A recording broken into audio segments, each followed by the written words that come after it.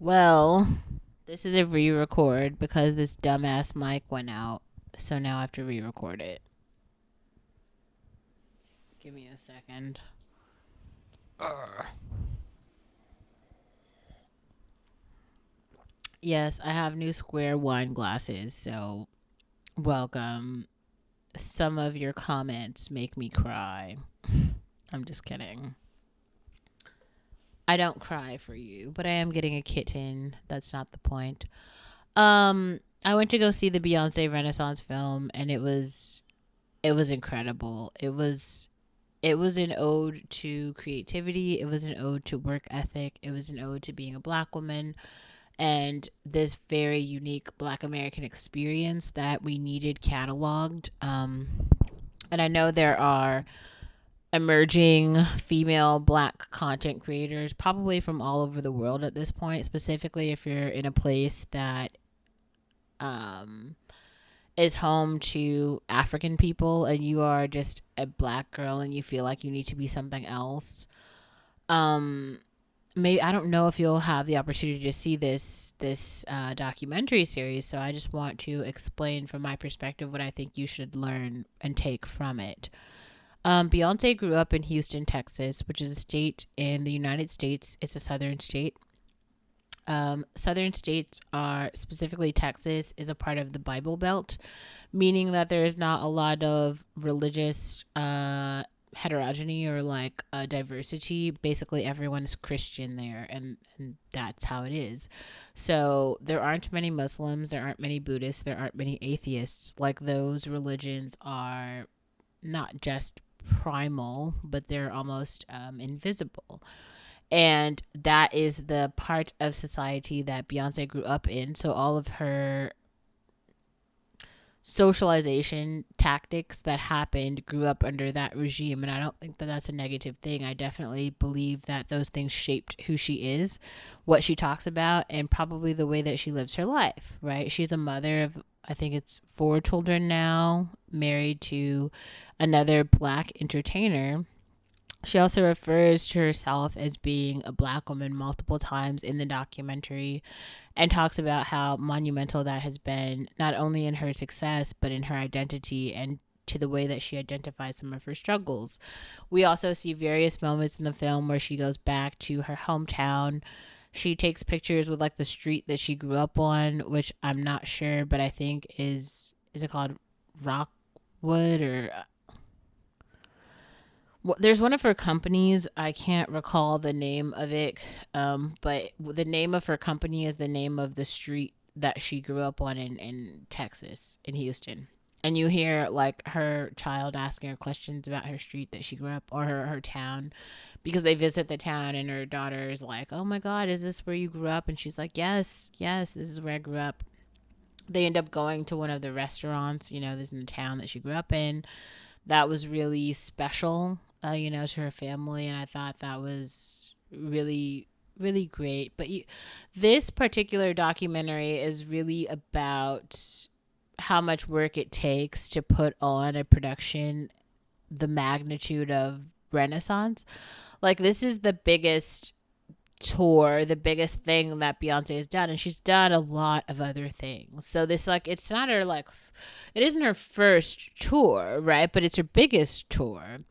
And that is meaningful here because she's done other tours. She's given us on the run. We've also had other documentaries. We've had Homecoming. We've also had other films. We've had Lemonade. So we've definitely seen her before. We've seen other parts of her before, but we haven't seen anything like this. And I think it's useful to talk about like why that is important because like in this case Beyonce is taking us behind the scenes. This documentary is her taking us behind the scenes and her telling us how much work goes into putting this show on. She has 3 stages, and to get one stage ready, it has to be flown out to the next location 3 days before the show takes place. It takes 2 days to build the show, to build the stage, excuse me, which they build by hand, and it's not in an arena, it's in a whole stadium that does not have a roof, so that just that process of getting helicopters and things to fly the material in, how much it costs. She's got like 35 buses that are just carrying equipment. That doesn't negate any of the people. She's got lighting people, stage production, dancers, makeup artists, hairstylists, braiders, physical therapists, nurses. I mean, the list goes on. She's got so many people on staff. This is just for this tour, just for the tour. Everywhere she goes, all of these people are traveling with her, including her family. So she talks about how she put her family in particular rest breaks, like she had them in some part of France. Then, and every night it sounds like she was flying to go see her family in this particular small place so that they could be in isolation and have peace while she was on tour. But simultaneously, she was able to see them each night. And every day, she was saying how every day she dropped her children off at school. Somehow this was able to happen. And she didn't take a day off for 40 consecutive days. Beyonce is where she is because she works harder than everyone else. She just does. She puts in the work. And I think that it's just really important because I think some people they like to call Beyonce like the black artist. So she's the black one. But I think she's a lot more than just the black one. She's like the most talented one. Right, and she's like the prettiest one, okay, and she's like the most talent, and probably the most strategic at marketing and other parts of like really political dominance that have allowed her to negate certain things and capitalize on others. So that's real. I also think that it's pretty like is significant to just talk about the fact that Beyonce started in a girl group, Destiny's Child.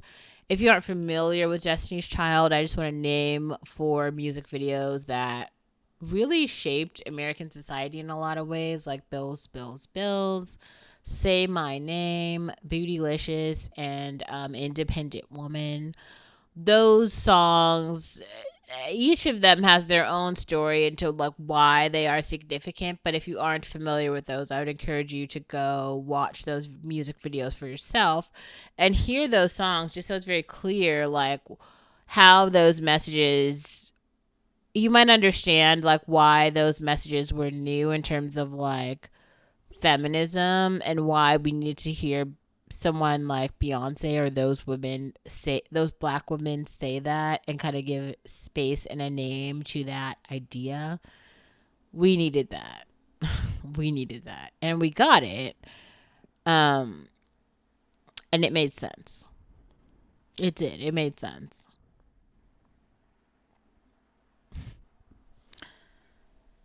I have 36 bullet points that talk about this film, this piece of artwork.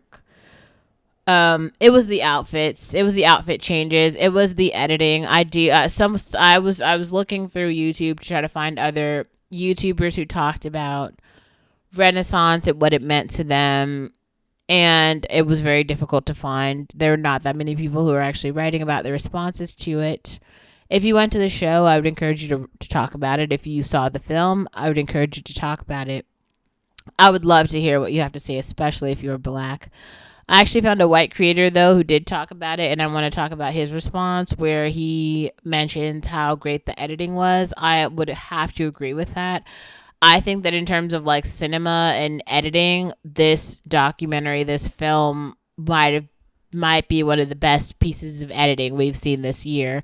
You literally have an audio track. Like, let's just talk about like I'm That Girl. Okay, it'll be the song I'm That Girl playing, and you're getting snippets of video footage. It's the same choreography that was performed every night, but what you're seeing in a 1-minute snippet is Beyonce in 26 different places in 26 different outfits, and you see her doing the same. They snipped the choreography together and the audio together to have it be like synonymous, and that like it was incredible. It's like you literally get an image of her in all of her different outfits, because the work that went into creating looks for this tour, it was incredible. I mean, she looked so good. Wow. There were so many pieces of it. It really reminded me of TLC fan mail, and I talked a little bit about fan mail in the past, but fan mail was a moment in time where we were able to understand how fans of a particular artist drive them into the future and why that is important. And Beyonce brought us to that. Just how we have like AI artists now, some who are famous, but we have Beyonce in real life now who's kind of giving us a little bit of that, a little bit of robotics, a little bit of AI. And it's cool and it's hip and it's so futuristic. And if you're there in the arena and you're seeing this and you're seeing the lights and you're seeing the smoke and you're seeing the fire, it's just like otherworldly.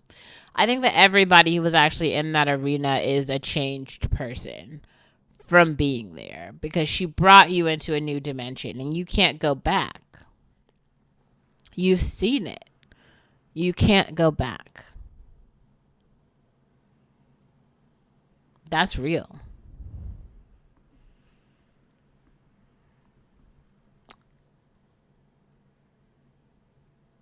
I have a lot more to say about it, but I'll stop it there.